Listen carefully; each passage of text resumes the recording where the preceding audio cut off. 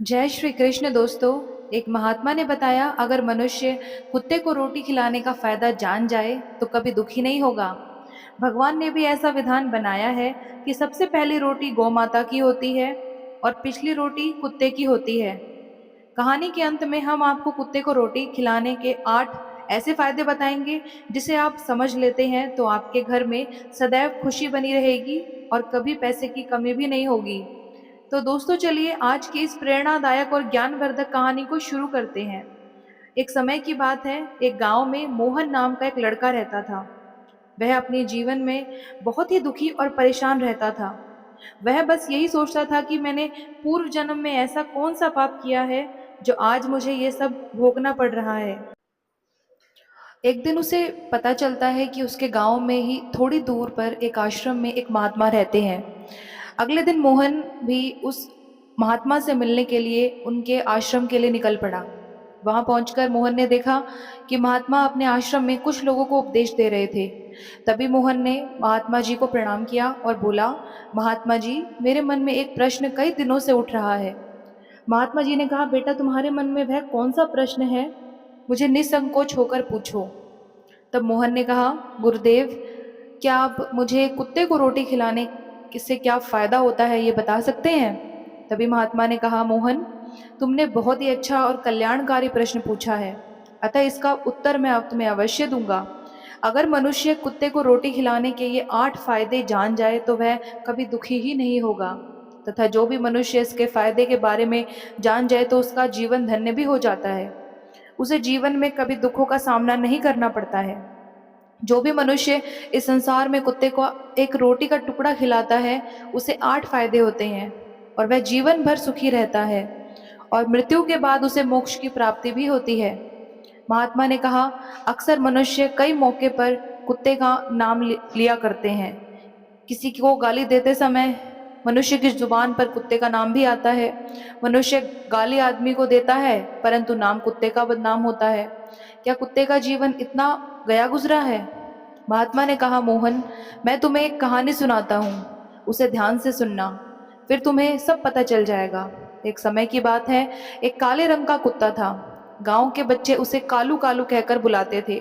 वह बहुत ही लाचार और भूखा प्यासा रहता था। वह गांव में सबके घर जाता था, परंतु गांव में कोई भी व्यक्ति उसे एक टुकड़ा रोटी खिलाने को भी तैयार नहीं था। वह भूखे मारे इधर उधर घूमता रहता था।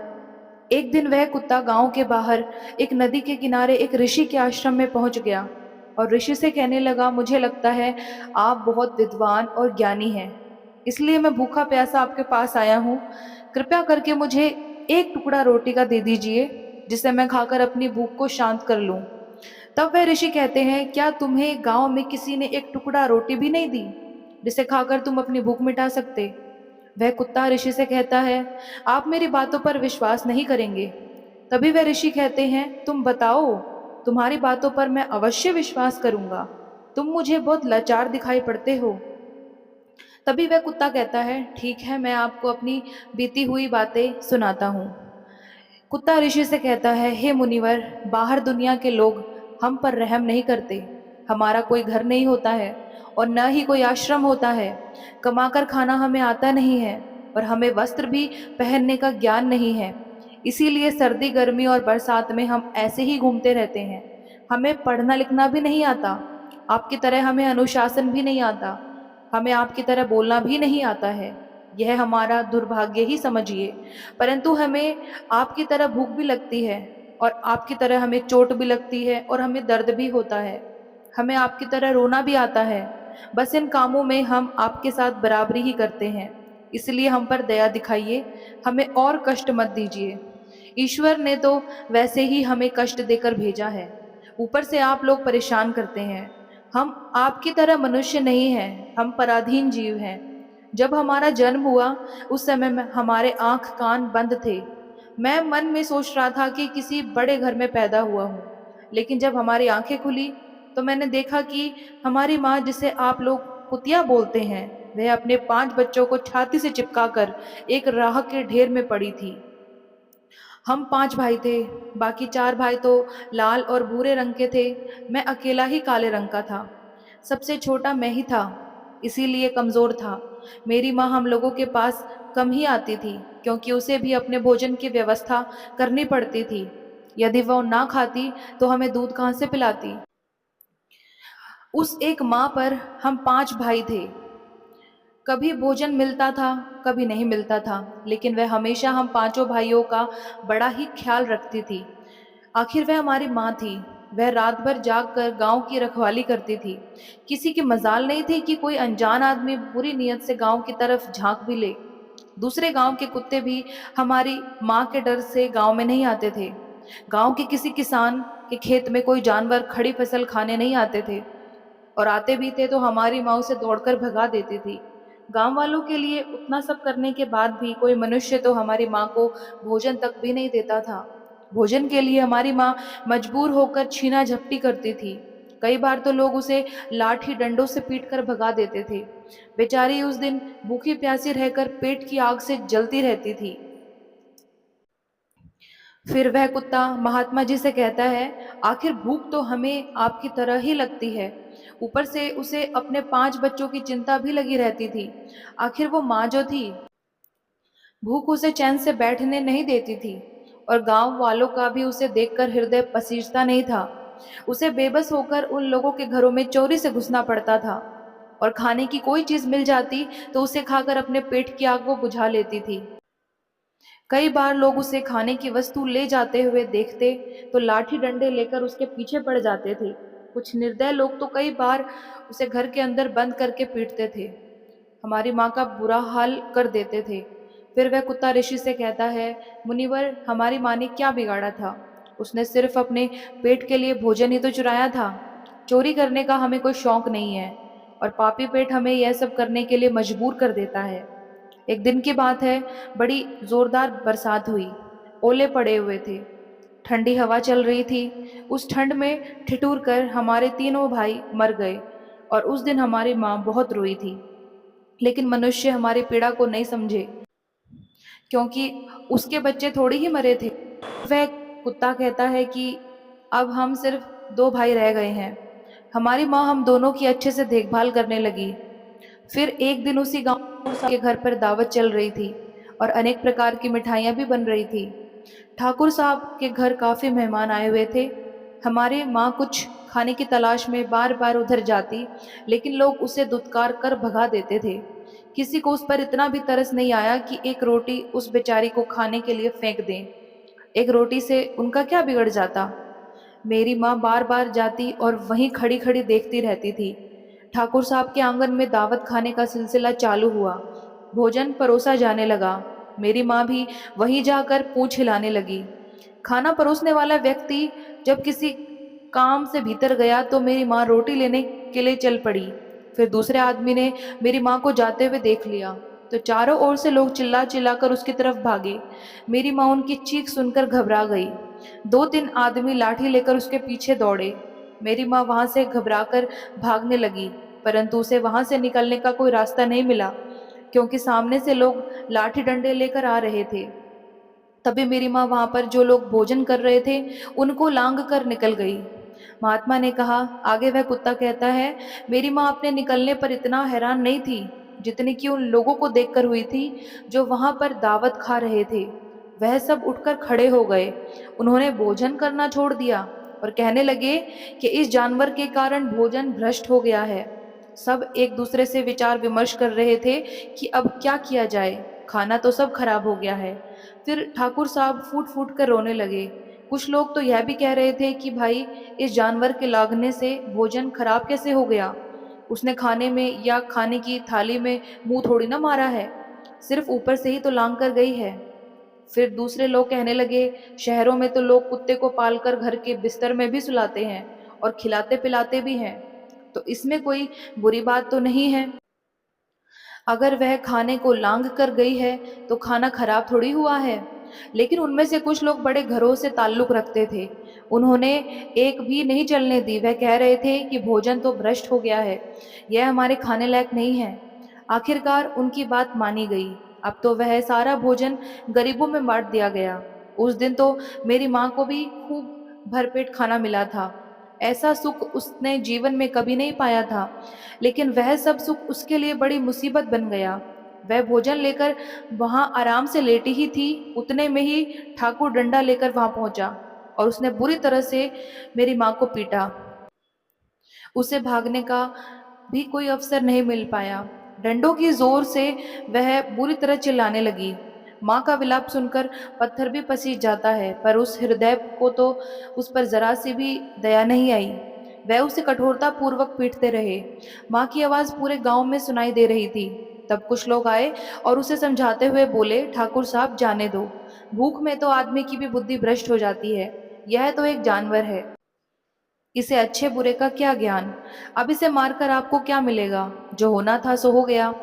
लोगों के समझाने के बाद उसने हमारी माँ को पीटना बंद किया। माँ ने आकर सारी कहानी हम दोनों भाइयों को सुनाई। हमने सोचा कि कितना कष्ट भरा है हम कुत्तों का जीवन। आदमी एक रोटी के टुकड़े के बदले एक चोर के जैसा पीटता है। बेकार है ऐसे लोग जो हम लोगों की पीड़ा को नहीं समझते। वह कुत्ता कहता है, एक दिन की बात है, उसी गांव में एक ब्राह्मण आकर ठहरा हुआ था। उसने अपने भोजन के लिए एक जगह चूल्हा बनाया था और उस पर दाल बनाने के लिए रख दी थी। उसके बाद आटा गूंथ कर रख दिया था। वह ब्राह्मण वही पास के कुएं में पानी लेने के लिए चला गया। इधर कहीं से मेरी माँ भी घूमती हुई वहां पहुंच गई। उसने आटे को देखा तो वह उस आटे को खाने लगी। इधर उस ब्राह्मण ने कुएं के पास से देखा कि उसका सारा आटा एक कुतिया खा रही है, तो वह बड़ा ही दुखी हुआ। वह बेचारा रोने लगा, क्योंकि वह भी 2 दिनों से भूखा और थका हुआ था। कुछ लोगों ने उसे कहा, अरे ब्राह्मण देवता, इस जानवर ने तुम्हारा भी आटा बिगाड़ दिया।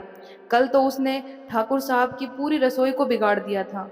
ब्राह्मण दुखी होता हुआ बोला, भाई मुझे क्या मालूम था यह दुष्ट जानवर मेरे आटे को खाने के लिए घात लगाए बैठी है। ब्राह्मण अब बहुत गुस्से में लाठी लेकर उस जानवर के ऊपर टूट पड़ा। माँ उस आटे को ठीक से खा भी नहीं पाई थी, पर उससे ज्यादा उस पर लाठियां बरस पड़ी। महीने भर तक मेरी माँ लंगड़ाते हुए घूमती रही। तब उस दिन समझ में आया कि आदमी कितना खुदगर्ज है। हम उसका कोई भी कार्य करते हैं तो भी वह हमें नहीं समझता।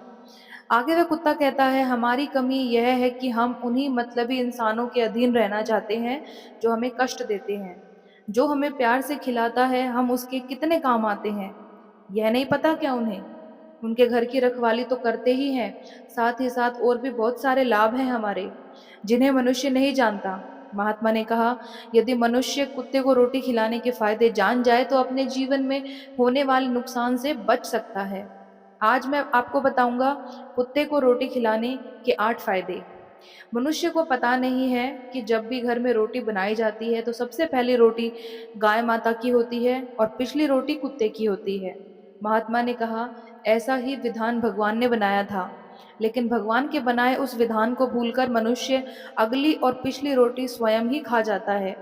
इसका दुष्परिणाम उसके जीवन पर पड़ता है। कुत्ता वह प्राणी है जिसको रोटी खिलाने से मनुष्य के जीवन में पड़ने वाले ग्रहों के दोष भी दूर हो जाते हैं। महात्मा ने कहा, कुत्ते को रोटी खिलाने का पहला फायदा, कुत्ते को रोटी खिलाने से शनि का नकारात्मक प्रभाव कम हो जाता है। शनि ग्रह जब अपनी कुदृष्टि डालता है तो हर मनुष्य बर्बाद हो जाता है। जिस व्यक्ति पर उनकी महादशा आरंभ हो जाती है तो बने बनाए काम अपने आप बिगड़ने लगते हैं और वह मनुष्य आर्थिक तंगी का शिकार भी हो जाता है।